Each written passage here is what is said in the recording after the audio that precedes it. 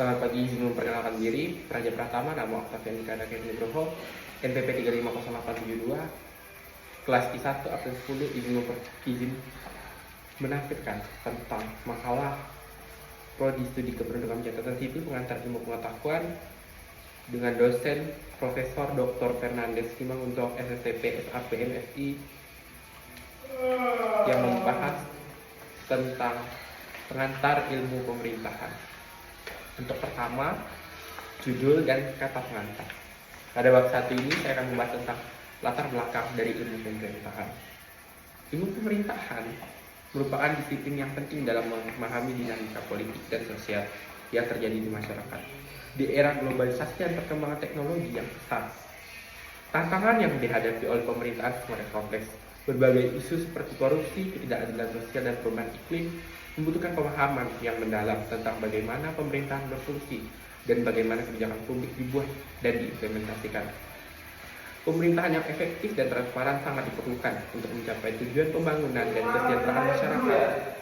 Dalam konteks ini, ilmu pemerintahan berperan penting dalam membekali individu dan situasi dengan pengetahuan yang diperlukan untuk berpartisipasi dalam proses pemerintahan, baik sebagai pengambil keputusan maupun sebagai warga negara yang aktif. Selain itu, pemahaman tentang ilmu pemerintahan juga menjadi kunci dalam menciptakan partisipasi masyarakat yang baik, keterlibatan masyarakat dalam proses pengambilan keputusan, dan memperkuat legitimasi pemerintahan dan menciptakan kebijakan yang lebih responsif terhadap kebutuhan masyarakat. Dengan semakin meningkatnya kesadaran akan pentingnya pemerintahan yang baik, studi tentang ilmu pemerintahan menjadi semakin relevan. Melalui makalah ini diharapkan para pembaca dapat memahami konsep dasar dan struktur fungsi pemerintahan serta tantangan yang dihadapi dalam menjalankan tugasnya. Hal penting untuk membantu masyarakat yang sadar akan hak dan kewajibannya dalam konteks pemerintahan. Baik, untuk itu ada 5 materi yang akan dibahas. Yang pertama, pengantar ilmu pemerintahan. Yang kedua, pemahaman pengantar ilmu pemerintahan dengan kebenaran ilmiah. Ketiga, pengantar ilmu pemerintahan dan filsafat ilmu. Keempat, pemahaman pengantar ilmu pemerintahan dengan penelitian pemerintahan. Kelima, potensi pragmatis dalam penelitian pemerintahan. Untuk yang pertama, kita akan membahas pengantar ilmu pemerintahan. Di dalam pengantar ilmu pemerintahan sendiri dibagi menjadi 3 subbab, yaitu memahami arti pemerintahan sebagai sebuah ilmu dan memahami pandangan divergensi serta konvergensi terhadap pemerintahan. Memahami pembentukan ilmu pemerintahan di Indonesia melalui Tunku Peleburan. Untuk subbab yang pertama, kita akan membahas tentang pengantar ilmu pemerintahan. Pengantar ilmu pemerintahan adalah disiplin ilmu yang mempelajari berbagai aspek terkait dengan pemerintahan, administrasi publik, mencakup pengertian fungsi struktur dan proses pemerintahan dalam konteks masyarakat.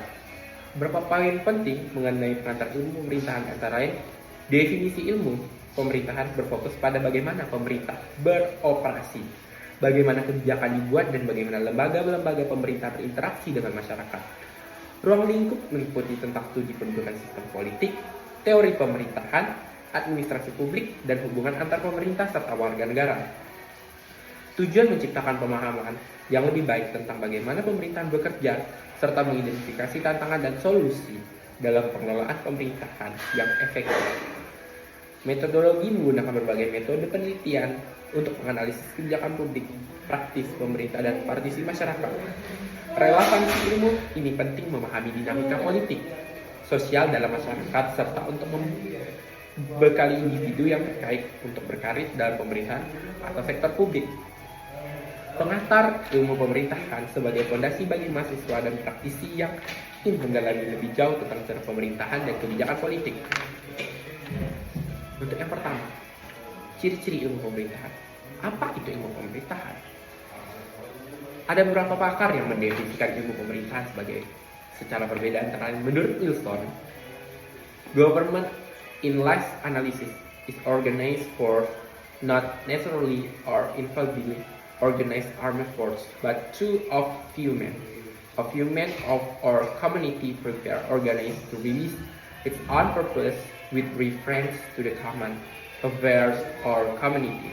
Pemerintah dalam akhir uraiannya adalah suatu pengorganisasian kekuatan, tapi tidak selalu berhubungan dengan organisasi kekuatan. Angkatan bersenjata tetapi dua atau sekelompok orang dari sekian banyak sekelompok orang yang dipersiapkan oleh suatu organisasi untuk mewujudkan maksud dan tujuan mereka bersama dengan hal kemasyarakatan. Menurut R. MacIver, government is the organization of men under authority how men can be governed.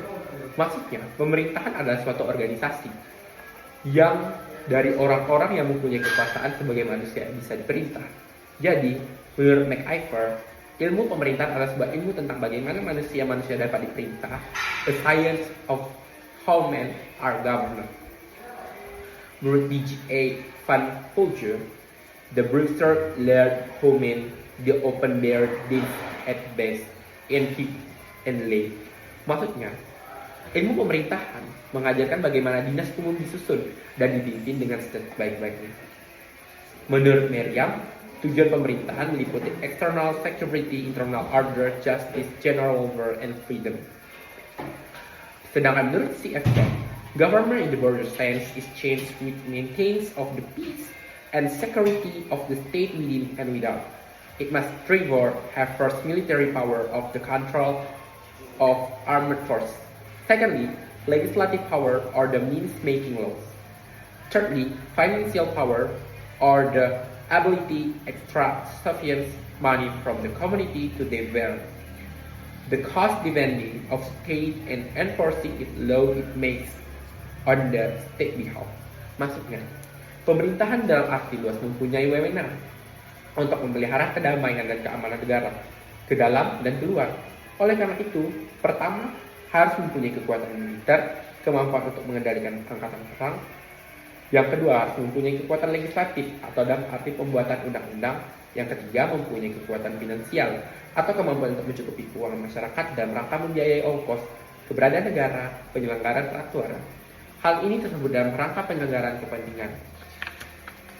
Government is the most generalized membership unit processing defined A. Responsibility for maintenance of system of which it is part. B. A partial monopoly of converting power. Pemerintah merupakan suatu anggota yang paling umum yang memiliki tanggung jawab tertentu untuk mempertahankan sistem yang mencakup adalah bagian dari monopoli praktis mengenai kekuasaan dan paksaan. Menurut A. Brass, the Broughton warned the hard Farstad, the one shop, the zich, the dog, made the witch, warrow, the open bear. Then this is enraged and functioner. Inte enough to ignore the buggers. Maksudnya, ilmu pemerintahan dapat diartikan sebagai ilmu yang mempelajari tentang cara bagaimana lembaga pemerintahan umum itu disusun yang difungsikan secara dalam maupun keluar terhadap warganya. Menurut Hugh Rosenthal, the bastard shop is the water shop which claim the government the study fund the internal and external working fund the structure of president. Maksudnya, ilmu pemerintahan adalah sebuah ilmu yang menggeluti studi tentang pertunjukan cara kerja ke dalam dan keluar struktur dan progres pemerintahan umum. Menurut Avan Afgar, ilmu pemerintahan sebagai ilmu yang mempunyai dan mempelajari proses politik, alokasi, otoriter, nilai dalam sebuah masyarakat, dan penyelenggaraan sebuah negara. Menurut Ngadisah, ilmu pemerintahan adalah ilmu yang mempelajari tentang penstrukturan dan pengelolaan aktivitas-aktivitas pemerintahan dan dampaknya terhadap hubungan antara pemerintah dengan rakyat di lingkungannya. Menurut Tan Sudrara, ilmu pemerintahan dapat didefinisikan sebagai ilmu yang mempelajari bagaimana memenuhi, melindungi kebutuhan tuntutan tiap orang akan jasa publik, layanan sipil, dan hubungan pemerintah, sehingga dapat diterima pada saat dibutuhkan oleh yang bersangkutan. Menurut Andreas Danaja, ilmu pemerintahan mempelajari kesalingan terkait antara posisi dan peran setiap pelaku pemerintah. Menurut Ermaya Surnata, pemerintah dikategorikan sebagai ilmu dan seni. Sebagai ilmu pemerintahan merupakan pengetahuan sebagai proses kegiatan lembaga publik dalam fungsinya mencapai tujuan negara, berlaku secara universal. Menurut Rias Rashid, pemerintah mengandung makna mengatur dan mengurus dan memerintah dalam menyelenggarakan urusan pemerintahan bagi kepentingan masyarakat. Menurut Purwo Santoso, pemerintah dapat menentukan dan eksekutor sebagai suatu kewajiban. Penelitian pemerintah adalah usaha untuk menemukan dan mengembangkan, menguji gejala peristiwa fenomena, dinamika pemerintahan, guna menciptakan kebenaran ilmu pemerintahan dalam konteks kewenangan dan pelayanan, secara kohensif, korespondensi, dan pragmatis. Berangkat dari pemikiran sistematis, kekuatan teoritik, legalitik, empirik, dan inovatif. Penelitian pemerintahan harus memiliki unsur. Yang pertama adalah penelitian pemerintah tidak lepas dengan konteks kewenangan dan pelayanan publik. Yang kedua, penelitian pemerintah harus menampilkan kebenaran ilmu pemerintahan baik secara kohensi, korespondensi, dan pragmatis. Penelitian pemerintahan memiliki 4 kekuatan berpikir yang kuat dalam teoritik, yang kuat dan dalam legalistik, yang kuat secara empirik. Ciri-ciri ilmu. Setiap ilmu memiliki objek tertentu untuk dikaji. Dengan filsafat sebagai dasar, sebuah ilmu seiring waktu mulai muncul cabang-cabang ilmu dari filsafat, termasuk ilmu negara, ilmu politik, ilmu administrasi negara, ilmu pemerintahan, dan memiliki objek materi yang sama, yaitu negara, tetapi objek forma yang berbeda. Objek forma menggambarkan pandangan penyorotan ilmu negara, menyoroti bentuk susunan negara. Ilmu politik pada proses pembentukan kekuasaan, ilmu administrasi publik berfokus pada manajemen dan organisasi, serta ilmu pemerintahan yang menekankan hubungan antara pemerintah dan rakyat dalam konteks kewenangan pelayanan publik. Ilmu memiliki objek materi yang sama dikelompokkan dalam satu rukun, yang sering sekali meminjam teori dan metodologi hingga mencapai kedewasaan. Contoh cabang ilmu baru seperti manajemen pemerintahan, ilmu pariwisata yang menunjukkan perpaduan antara disiplin ini. Perkembangan ilmu termasuk ilmu pemerintahan dipengaruhi oleh munculnya berbagai paradigma baru di Indonesia. Peran pemerintah dulunya dominan sebagai penguasa, tetapi dalam paradigma good governance, posisinya berubah menjadi salah satu pemangku kepentingan di samping sektor swasta dan masyarakat. Perubahan ini mencerminkan pergeseran dalam kedudukan peran pemerintah. Jadi kesimpulannya adalah, pemerintahan sebagai sebuah ilmu. Ilmu sendiri adalah kemauan atau objek filsafat yang dikaji seseorang untuk mengatur jalannya pemerintahan. Ilmu pemerintahan saling berkaitan dengan ilmu-ilmu lain, ilmu-ilmu sosial lainnya, dan saling berguna untuk mengatur administrasi berjalannya sebuah negara. Hubungan ini dapat dilihat seperti teori dan metodologi yang digunakan saling berkaitan. Ilmu-ilmu sendiri saling berkaitan dalam pemerintahan ini dan saling membantu untuk mengatur menjalankan sebuah pemerintahan. Ilmu pemerintahan dipersiapkan untuk suatu organisasi ataupun bagaimana cara mengatur manusia dan bagaimana cara membuat dinas-dinas umum dan cara mengatur hukum, menjalankan sebuah sistem negara maupun mengatur masyarakat luas dan memberikan perlindungan dan penyelenggaraan sebuah negara. Dampak dari ilmu pemerintahan sangat luas bagi kehidupan masyarakat dan sangat berguna bagi kehidupan masyarakat. Sekarang kita akan masuk ke subbab materi kedua, yaitu ilmu pengetahuan memiliki metode tertentu. Ilmu pemerintahan memiliki metode tertentu. Agar dapat dibedakan dari ilmu lainnya, sebuah ilmu harus memiliki metode khas yang berkaitan dengan objek dan formanya. Metode ini membuat memahami gejala peristiwa bidang tersebut. Meskipun ada metode khusus, semua ilmu juga menggunakan metode ilmiah, menggabungkan pendekatan rasionalisme dan empirisme. Filsafat sebagai dasar ilmu membahas ontologi apa yang dikaji, epistemologi bagaimana memperoleh pengetahuan, aksiologi nilai kegunaan ilmu. Metodologi ilmu pemerintahan berfokus pada cara memperoleh pengetahuan dalam ilmu pemerintahan. Pendekatan dalam pemerintah mempelajari gejala peristiwa dapat bersifat multidisiplin dan interdisiplin. Pendekatan multidisiplin melihat fenomena dari berbagai sudut pandang ilmu seperti kemacetan lalu lintas dan analisis menjadi psikologi ilmu lingkungan dan ekonomi. Pendekatan interdisiplin di sisi lain menggunakan ilmu pemerintahan untuk meminjam teori disiplin untuk menjelaskan fenomena pemerintahan seperti demonstrasi yang fokus pada kewenangan pelayanan publik. Jadi, dalam ilmu pengetahuan memiliki metode-metode tertentu termasuk dalam ilmu pemerintahan yang metodenya berbeda dengan ilmu lainnya. seperti ada aksiologi dan epistemologi dalam setiap ilmu pemerintahan. Dan ilmu pemerintahan sendiri berguna bagi lingkungan maupun ekonomi dalam menjalankan sebuah negara dan pemerintahan di Republik Indonesia ini. Ilmu selalu bersifat empiris. Ilmu membedakan dirinya dengan pengetahuan lain dengan fokus pada objek empiris yang dapat diamati dan diuji oleh panca indera. Menurut Surya Mantri, ciri utama ilmu meliputi kemampuan untuk ditangkap oleh panca indera, terukur, dapat diamati, dan diverifikasi oleh pihak lain.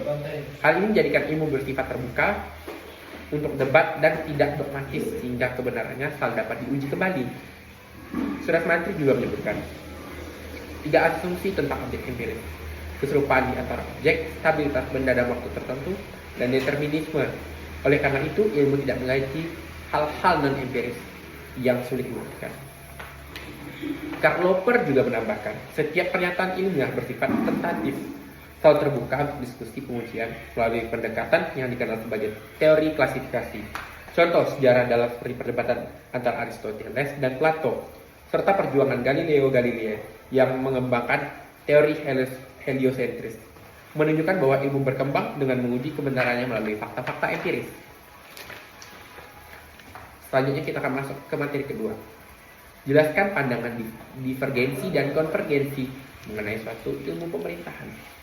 Pandangan divergensi adalah pandangan ilmu yang menjadi cabang-cabang ilmu yang lebih ketat agar kajian ilmu pemerintahan harus memiliki kajian pemerintahan. Dengan membagi ilmu tidak memerintah menjadi lebih disiplin agar kajian ilmu pemerintahan lebih fokus, tidak monoton, dan akan lebih beraneka ragam. Karena semuanya akan menggiat ilmu pemerintahan dalam melakukan kajiannya. Berangkat dari inti ilmu pemerintahan.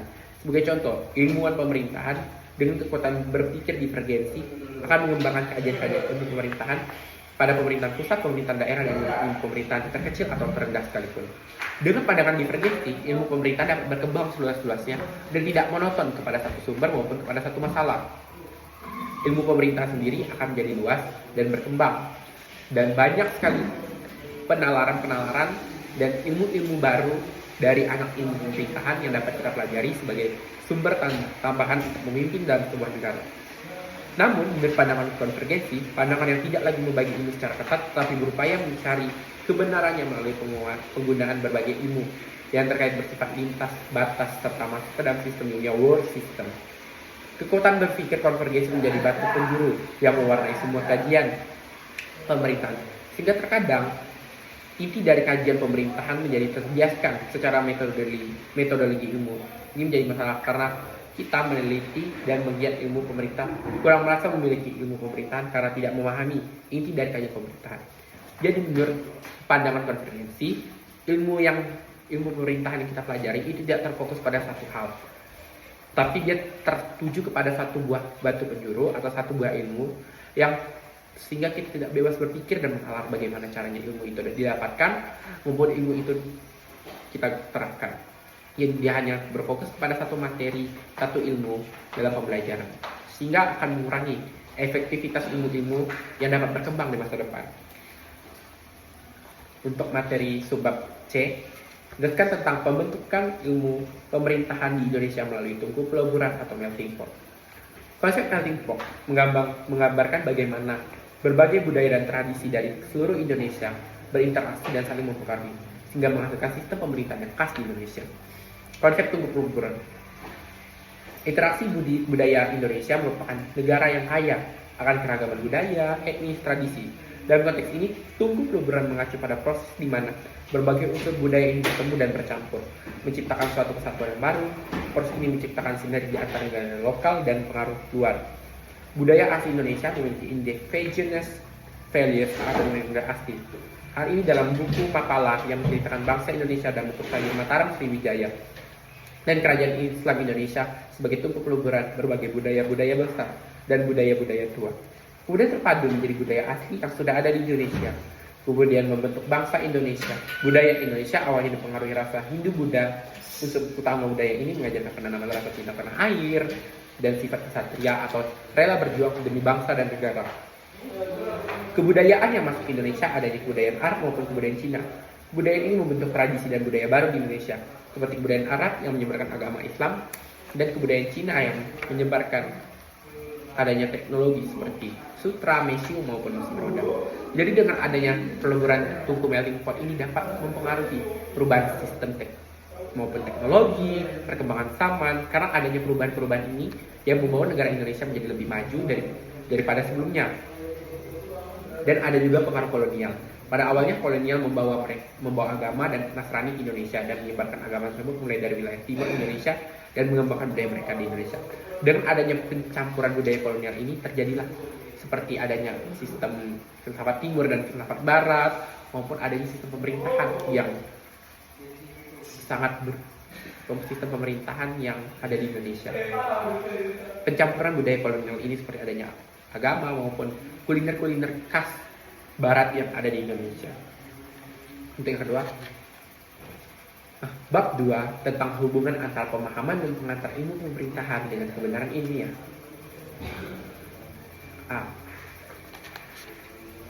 Subbab A. Memahami upaya mencari kebenaran. Apa itu kebenaran? Upaya mencari kebenaran akan muncul sebagai pandangan yang bias sebagai bagian dari etos ilmu sosial. Seseorang akan dimulai dengan menjadi tanda tanya untuk mencari sebuah kebenaran. Apakah itu benar atau tidak? Jadi dalam suatu permasalahan akan dimulai dari pertanyaan apakah itu benar atau tidak, maka akan mencari kebenaran itu. Untuk memperoleh kebenaran, baik kebenaran ilmiah maupun kebenaran sejati, manusia berusaha mengembangkan ilmu dan pengetahuan sesuai dengan objek ilmu yang bersifat empiris maupun bersifat non empiris. Maka kebenaran yang dicari ilmu sebagai kebenaran ilmiah. Sering dengan perkembangan ilmu di dunia, teori pemerintahan pun mengalami pasang surut.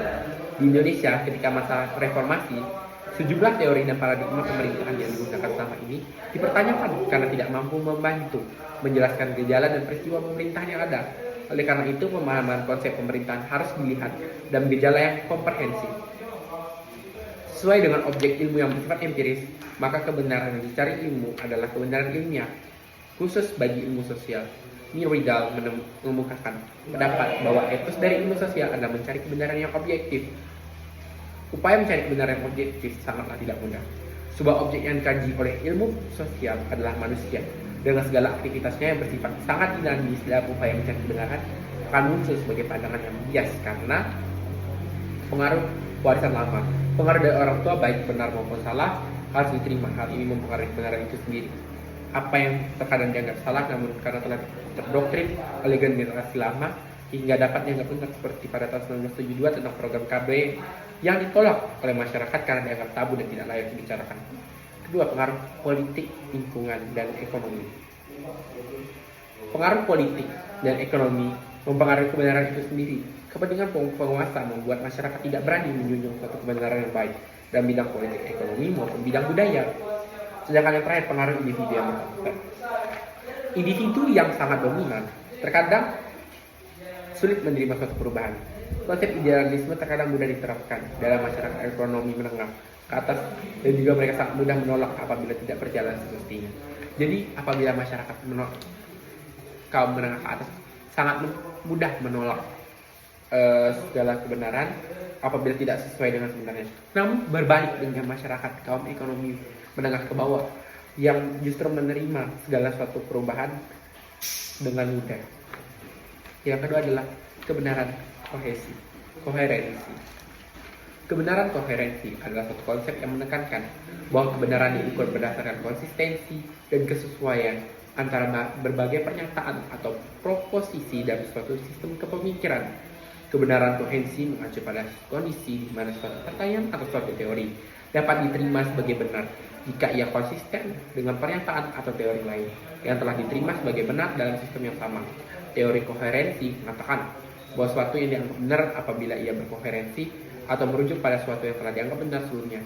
Teori ini banyak digunakan pada ilmu pasti dan alam, dan yang kemudian dianggap oleh kalangan ilmu sosial dan humaniora. Kebenaran koherensi dan ilmu sosial terkait pada rujukan teori, konsep yang digunakan, dan menganalisis gejala peristiwa diamatin. Hal tersebut nampak pada kerangka pemikiran maupun tinjauan pustaka yang digunakan. Teori koherensi mengatakan bahwa apabila aksioma satu sebagai sesuatu yang benar, maka dapat disusun berdasarkan dalil dari aksioma tersebut. Dalil-dalil tersebut benar karena merujuk pada aksioma yang telah diterima sebagai sebuah tindakan.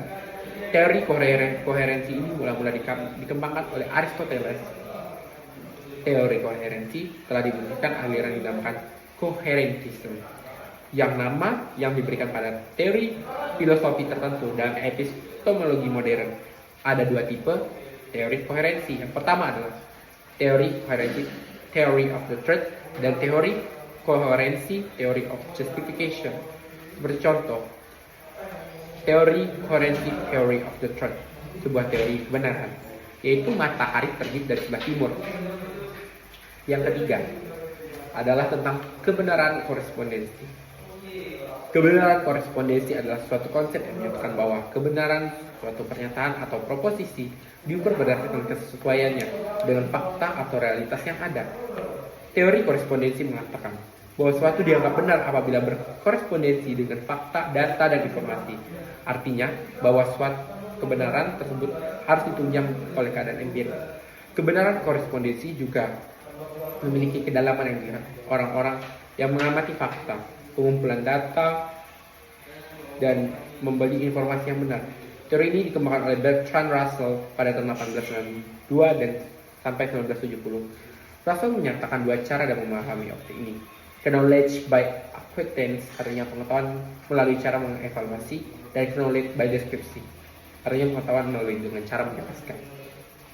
Russell mengatakan bahwa pengetahuan dikenal menjadi melalui dua data yang kita miliki dicarikan dari dalam.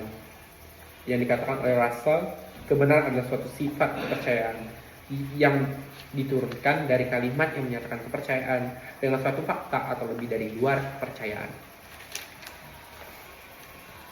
Contoh, ibu kota provinsi daerah istimewa Aceh adalah Banda Aceh. Yang keempat, kebenaran pragmatis.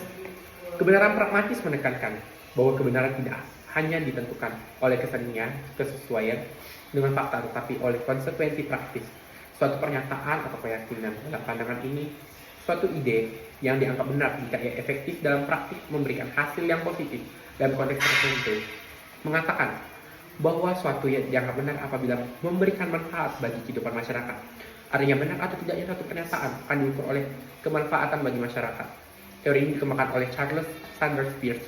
Kebenaran pragmatis adalah ilmu sosial yang terlihat dalam kedalaman suatu kajian, sehingga kajian tersebut menyumbangkan kegunaan atau saran yang dapat dilaksanakan secara langsung, saran praktis maupun yang kegunaan atau saran yang dapat menjadi dasar pengembangan ilmu di masa yang akan datang.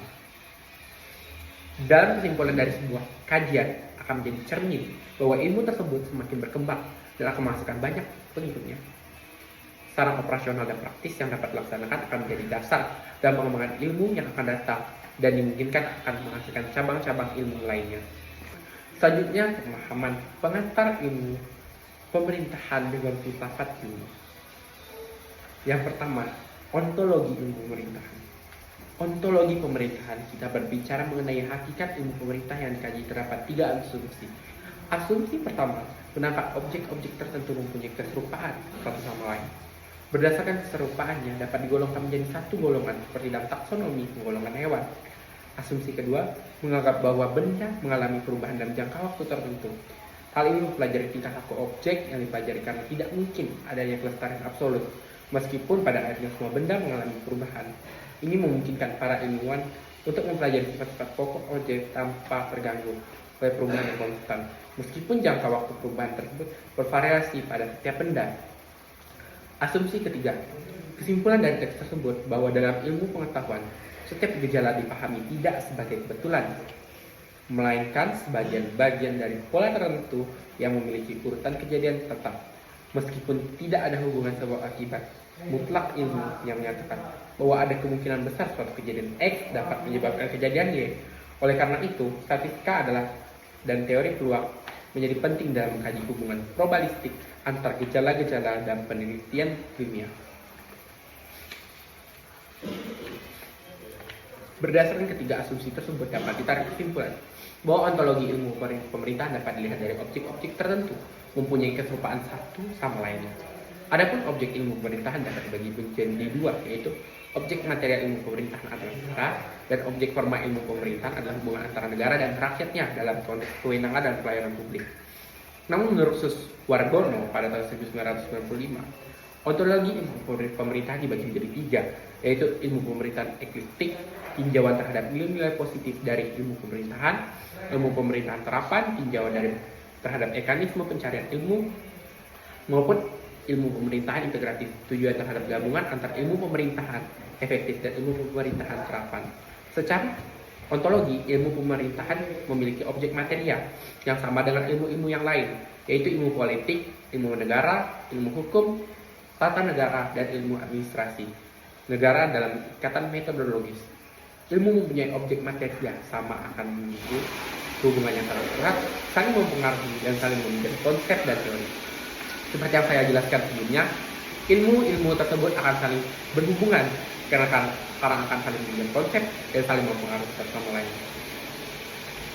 Bagian B tentang epistemologi ilmu pemerintahan. Epistemologi ilmu pemerintahan senantiasa berkaitan dengan metodologi ilmu pemerintahan, berbicara bagaimana cara memperoleh pengetahuan yang benar dari ilmu pemerintahan. Epistemologi atau teori pengetahuan membahas proses yang memperoleh pengetahuan melalui metode keilmuan yang membedakan ilmu dari pemikiran lain. Ilmu pengetahuan yang diperoleh secara sistematis dan memiliki sifat tertentu, sehingga istilah ilmu digunakan untuk membedakan dari pengetahuan umum. Kegiatan ilmiah bersifat dinamis dan dapat ditetapkan pada fenomena sehari-hari, asalkan memenuhi syarat keilmuan. Hakikat keilmuan tidak tergantung pada gelar dan atau profesi, melainkan pada cara berpikir yang mengikut metode keilmuan. Selain itu, ilmu bersifat terbuka, demokratis, dan menjunjung kebenaran di atas segalanya. Ciri khas ilmu pemerintahan yang dapat diproses penilaian secara terus-menerus berkaitan dengan kekuasaan atau kewenangan, melengkapi kepentingan banyak orang, berkaitan dengan pemberian pelayanan pada masyarakat luas, syarat dengan nilai, dikembangkan berdasarkan kaidah empirik, epistemologi, filsafat yang berurusan dengan hakikat dan lingkup pengetahuan dasar, dan pengandaiannya. Aliran-aliran epistemologi adalah pertama, skeptisme, meragukan kemungkinan menemukan suatu dan sungguh-sungguh benar, didukung oleh kaum sofis, rasionalisme, dengan menggunakan prosedur tertentu, dan akal manusia dengan ditemukan pengetahuan dalam keadaan maupun tidak mungkin. Empirisme Locke Berkeley ini, sebuah basis pengetahuan manusia adalah pengalaman indrawi. Perpaduan antara rasionalisme dan empirisme berangkat dari alam pikirannya diakhiri dengan pengalaman indrawi, berangkat dari pengalaman indrawi yang diperkuat dengan alam pikiran. Yang C, aksiologi ilmu pemerintahan. Aksiologi membahas kegunaan ilmu dan implementasinya bagi umat manusia. Meskipun ilmu telah memberikan banyak manfaat dan mengatasi berbagai masalah seperti penyakit, kelaparan, ia juga menimbulkan bencana seperti penggunaan energi nuklir untuk senjata. Einstein mengkritik bahwa meski ilmu dapat mempermudah hidup, ia sering membawa lebih banyak penderitaan dari ilmu tersebut. Oleh karena itu, ilmuwan perlu memiliki kemampuan untuk menilai baik dan buruk, serta menjalankan fungsi moral yang kuat dalam penerapan ilmunya. Netralitas ilmu dijunjung tinggi, tetapi tanpa landasan moral, ilmu dapat berpotensi menciptakan kerugian bagi umat manusia. Kegunaan ilmu sangat bergantung pada bagaimana ia diterapkan untuk kepentingan manusia. Ada 5 fungsi ilmu. Yang pertama itu mendeskripsikan, menjelaskan, memverifikasi, memprediksi, dan membentuk teori. Pada bagian D, kita akan membahas tentang perkembangan ilmu pemerintahan. Perkembangan ilmu pemerintahan di Indonesia masih terbatas. Dibandingkan ilmu lainnya, pendekatan klasik biasanya melibatkan ilmu politik, hukum, tata negara, dan sosiologi. Untuk memahami pemerintahan dan hubungannya dengan negara, sejak dibukanya jurusan ilmu pemerintahan di Universitas Gadjah Mada tahun 1950, kajian tentang pemerintahan mulai berkembang, meskipun awalnya khusus buku tentang topik ini masih jarang. Kemudian beberapa universitas seperti di Universitas Diponegoro dan Universitas Pajajaran mulai menerbitkan tulisan-tulisan terkait pemerintahan. Perkembangan sebelum tahun 70-an. Perkembangan ilmu pemerintahan di Indonesia sebelum tahun 70-an pada Universitas Gadjah Mada didirikan pada tahun 1946 menjadi yang pertama menggunakan istilah pemerintahan. Saat menyusun kurikulum Fakultas Hukum, kesulitan muncul karena kurangnya contoh perguruan tinggi nasional. Sehingga rujukan awal Wright School mengajarkan mata kuliah tentang lembaga negara kolonial. Namun setelah Indonesia merdeka, kurikulum ini dianggap tidak relevan. Sebagai alternatif, mata kuliah Stallstein di universitas lain yang dipilih karena lebih umum dan terlepas dari hubungan kolonial, istilahnya sebagai ilmu negara. pun diadopsi dalam kurikulum Universitas Gadjah Mada yang mencerminkan sejarah Republik Indonesia, yang menekankan kesejahteraan dengan bangsa lain setelah kemerdekaan. Kajian ilmu negara bertujuan untuk memahami negara secara umum dan perbandingan dengan negara lain, dengan menekankan bahwa meskipun bentuk dan cara berbeda, esensi pemerintahan tetap sama. Berkembang setelah tahun 70-an. Perkembangan ilmu pemerintahan di Indonesia setelah tahun 70-an, di mana istilah pemerintahan telah menjadi umum sebagai ilmu politik. Banyak orang yang belajar ilmu politik menganggap diri mereka sebagai ahli ilmu pemerintahan. Sebagai ilmu pemerintahan tidak berkembang dan lebih banyak tertutup oleh ilmu politik. Setelah Perang Dunia Kedua, ilmu politik diperkenalkan di Eropa, khususnya di Belanda. Dan berkembang pesat di Indonesia, pendidikan tentang pemerintahan lebih mengacu pada ilmu politik dengan universitas-universitas besar seperti Universitas Gadjah Mada, Universitas Indonesia yang memposisikan ilmu pemerintahan di bawah ilmu politik. Akibatnya, kajian ilmu pemerintahan hampir tidak berkembang, sehingga akhir abad ke-20 belum ada buku teoritis tentang pemerintahan. Buku yang ada lebih banyak berfokus tentang kebijakan publik dan aplikasi ilmu lain seperti ilmu politik dan ilmu administrasi negara. Perkembangan pada tahun 1995, perjalanan tentang ilmu pemerintahan di Indonesia yang mengalami resistensi dan pengakuan perspektif eksklusif sebagai ilmu yang terkait pejabat pemerintah. Meskipun dengan demikian, upaya untuk menjadikannya sebagai ilmu tersendiri harus dilakukan, termasuk seperti seminar pengenalan kibernologi oleh Talizu Ndara. Keberhasilan muncul ketika Universitas Satyagama mendirikan program Magister Ilmu Pemerintahan pada tahun 1995 yang diikuti oleh program serupa di beberapa universitas lain termasuk Universitas Pajajaran, Universitas Islam Riau. Program-program ini diharapkan dapat mengembangkan ilmu pemerintahan sebagai ilmu fungsional bagi masyarakat. Dengan perkembangan ini diharapkan akan muncul program Doktor Ilmu Pemerintahan yang akan memfasilitasi penciptaan teori dan konsep baru dalam pemerintahan. Secara keseluruhan, perkembangan ilmu pemerintahan di Indonesia menunjukkan kemajuan yang menggembirakan memasuki generasi keempat. Perkembangan ilmu pemerintahan dapat dibagi menjadi 6 tahap sebagai berikut.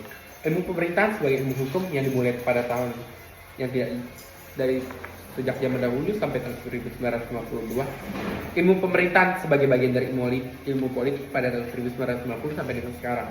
Ilmu pemerintahan yang disamakan dengan ilmu administrasi publik, dan pada keempat ilmu pemerintahan sebagai ilmu mandiri pada tahun 1980 sampai dengan sekarang, dan ilmu pemerintahan yang dipengaruhi oleh manajemen pada tahun 1990 sampai dengan sekarang yang memunculkan program Good Governance.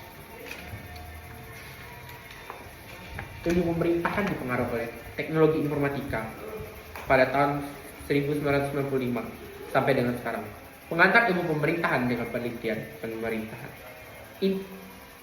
Pada selanjutnya kita akan membahas tentang bab 4 yang berisi tentang kaitan pengantar ilmu pemerintahan dengan penelitian pemerintahan.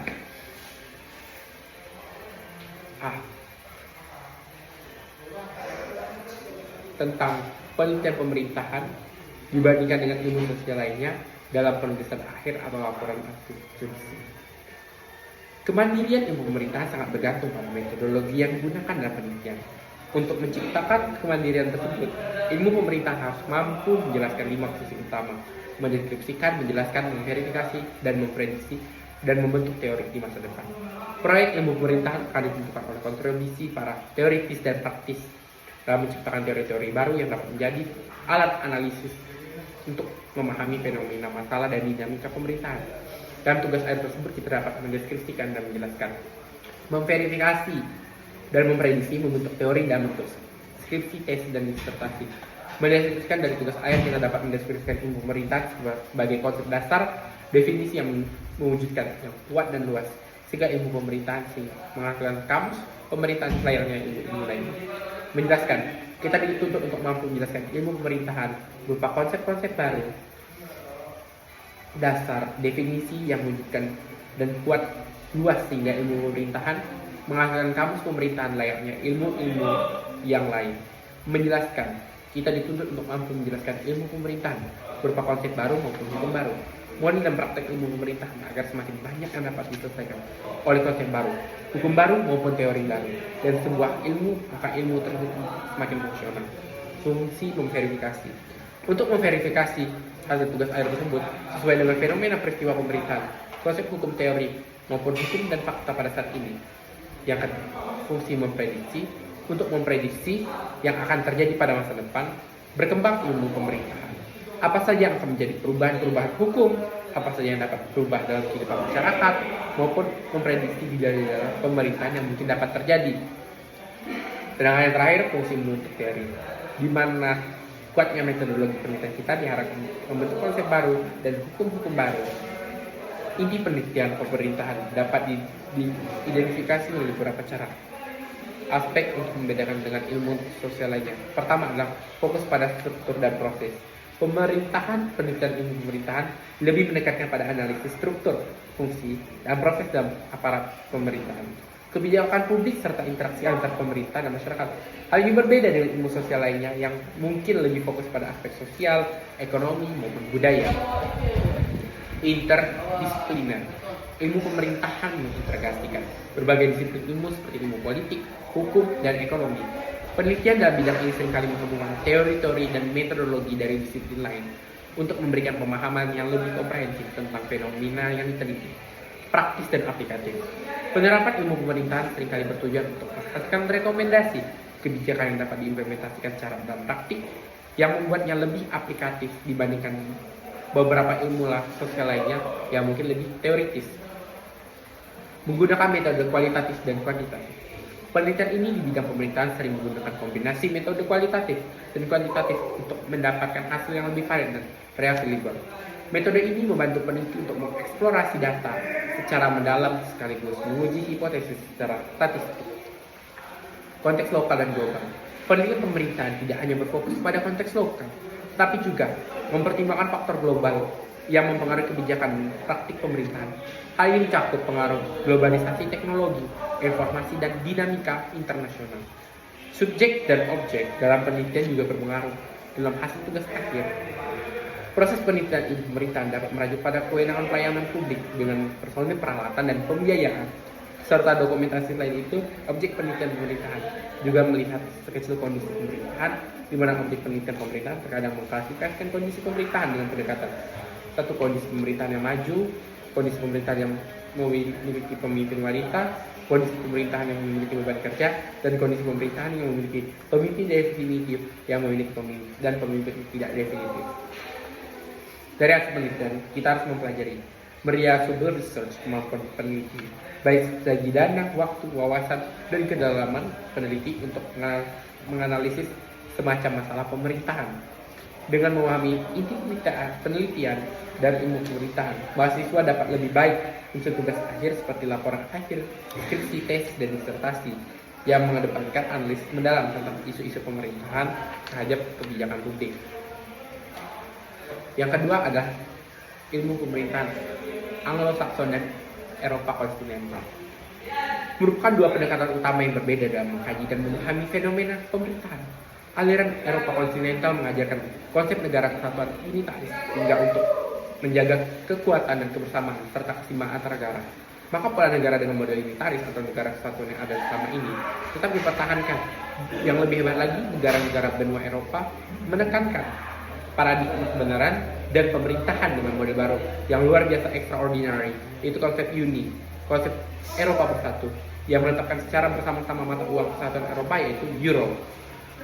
Konsep ini juga lah yang dipakai oleh Indonesia selama ini dan mengatur dan mengelola teritorial negara Indonesia agar tetap bersatu jika dilihat begitu luasnya negara Indonesia yang terbentang dari Sabang sampai Merauke yang mendiami hampir 17.669 pulau dengan banyak suku, ragam ras dan golongan. Kemungkinan negara Indonesia dapat dipecah menjadi beberapa negara apabila konsep negara unitaris ini tidak menjadi doktrin kepemerintahan yang selalu dipertahankan dengan tekad yang bulat agar tetap negara Indonesia menjadi negara kesatuan Republik Indonesia. Aliran ilmu pemerintahan Anglo-Saxon. Aliran ilmu pemerintahan Anglo-Saxon menghadapi tentang akibat pengaruh paradigma Anglo-Saxon yang menempatkan model federalis yang bertentangan dengan konsep negara kesatuan yang dianut oleh Indonesia.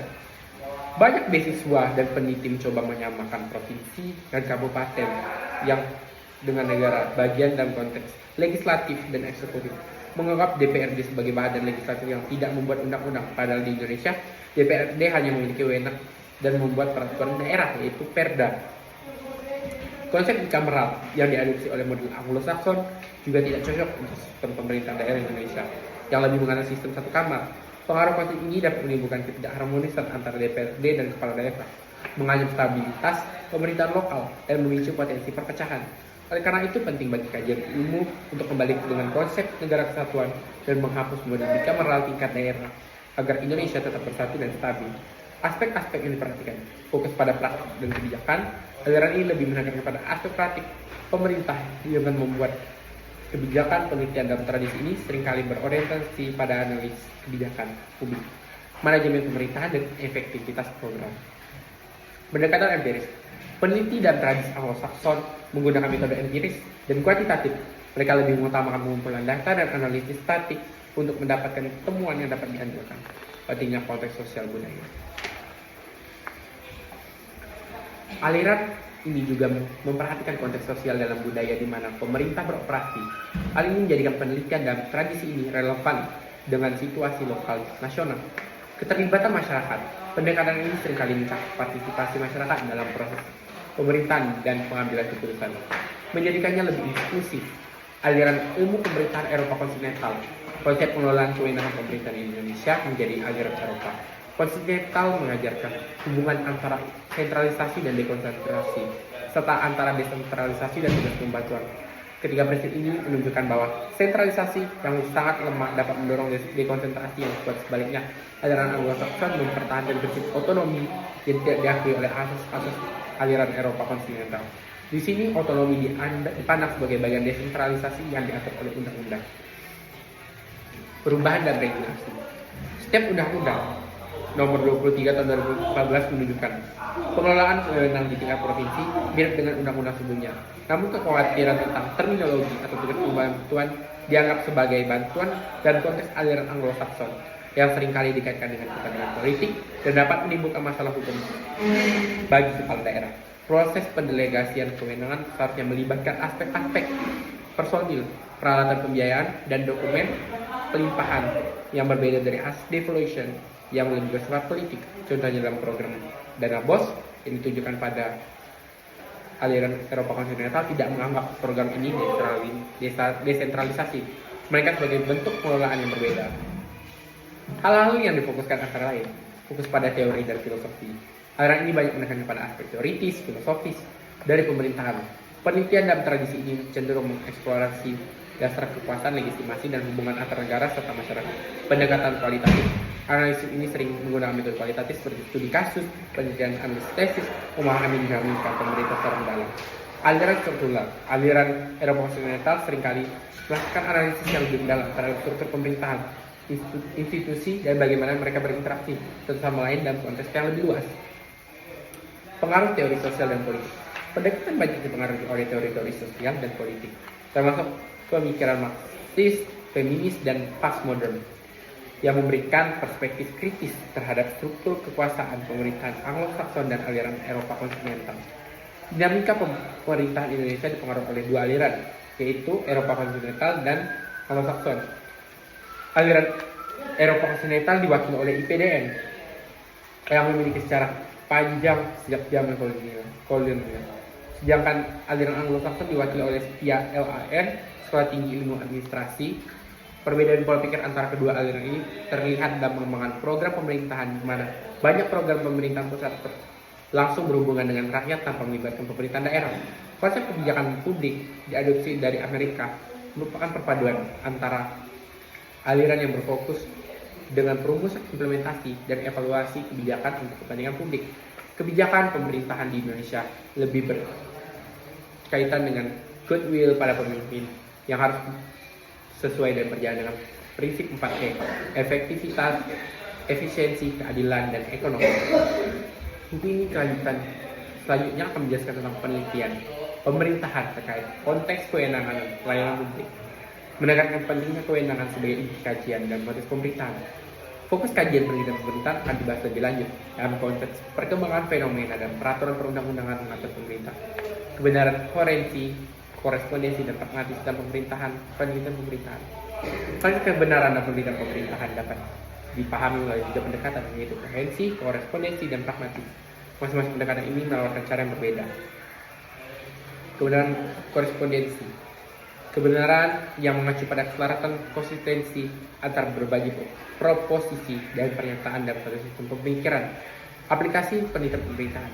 Dalam konteks penelitian pemerintahan, kebenaran koherensi menekankan pentingnya integrasi antara teori dan praktik. Peneliti perlu memastikan bahwa analisis dan temuan mereka selaras dengan kerangka teori yang ada. Jika sebuah kebijakan atau program pemerintahan konsisten dengan nilai-nilai dan tujuan diusulkan, maka dianggap benar dan kerangka koherensi. Kebenaran korespondensi. Definisi kebenaran korespondensi adalah pendekatan yang menilai kebenaran berdasarkan kesesuaian antar proposisi dan fakta-fakta dunia nyata. Aplikasi dan penelitian pemerintahan dalam penelitian pemerintahan. Kebenaran korespondensi bersifat suatu kebijakan atau pernyataan yang dianggap benar jika dengan fakta yang ada. Penelitian harus mengumpulkan data empiris untuk mendukung klaim mereka sehingga hasil penelitian dapat diukur dan dievaluasi. Kebenaran pragmatis. Kebenaran pragmatis didefinisikan sebagai kebenaran yang berfokus pada konsekuensi praktis di suatu proposisi, ide, dan dianggap sebagai pemerintahan kebenaran untuk menekankan pentingnya dampak dan kebijakan. Jika kebijakan terbukti efektif dan menyelesaikan masalah masyarakat, kebijakan tersebut dapat dianggap benar dan terdapat seberapa baik ia berjalan teori yang ada ini mencerminkan pendekatan yang penting dan kebijakan pragmatis. Ketiga pendekatan ini memberikan analisa yang berbeda dalam menilai kebenaran dalam penelitian pemerintahan.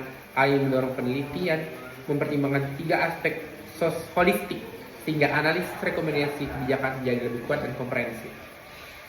Dalam pembuatan penelitian, fakta dan opini akan ditampilkan kebenaran korespondensi dan penelitian diterapkan pada bab 1, sedangkan pendahuluan merujuk pada data dan fakta informasi untuk awal penelitian yang membuat penelitian pada bab 2 perlu penguatan seperti kunci kebenaran korespondensi dan kebenaran pragmatis akan dipakai dengan penarikan kesimpulan pada bab 5.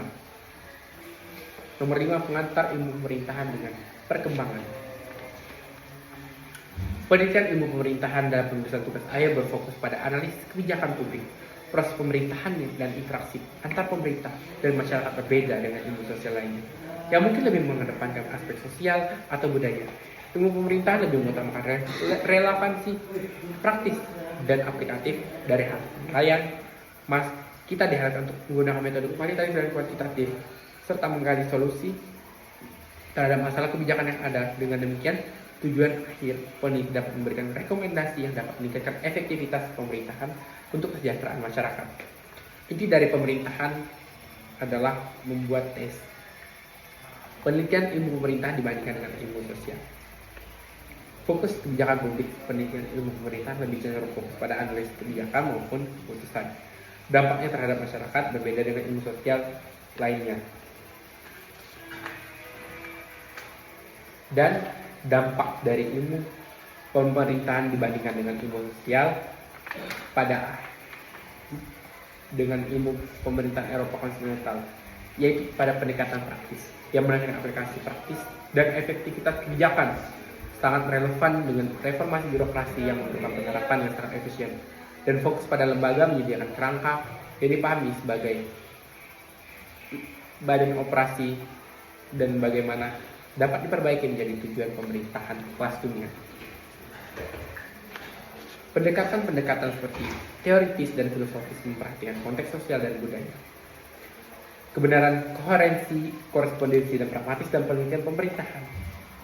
Koherensi berfokus pada konsistensi internal sebagai elemen dalam teori dan argumen. Suatu teori dianggap benar jika komponen proporsi saling mendukung. Sedangkan teori korespondensi dianggap dalam penelitian penting untuk menguji makalah apakah benar atau tidak dan menghasilkan positif atau tidak.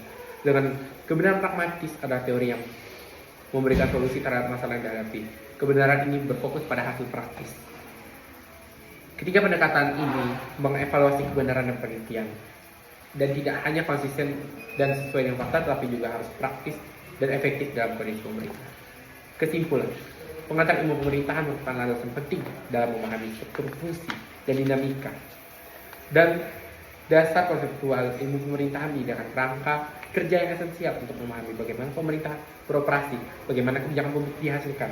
Konsep-konsep seperti kekuasaan, legitimasi, dan partisipasi masyarakat adalah kunci studi ini. Struktur dan fungsi pemerintah. Pemerintah terdiri dari berbagai lembaga dengan fungsi yang berbeda, bekerja sama mencapai tujuan bersama. Memahami struktur yang penting. Partisipasi masyarakat dan keterlibatan dalam pemerintahan sangat penting. Partisipasi yang aktif tidak hanya memperkuat legitimasi pemerintahan, tetapi menghasilkan kebijakan yang lebih responsif dan inklusif. Tantangan kontemporer dan konteks global harus atur perubahan pemerintahan menghadapi berbagai tantangan seperti korupsi, ketidakadilan, dan isu-isu lingkungan.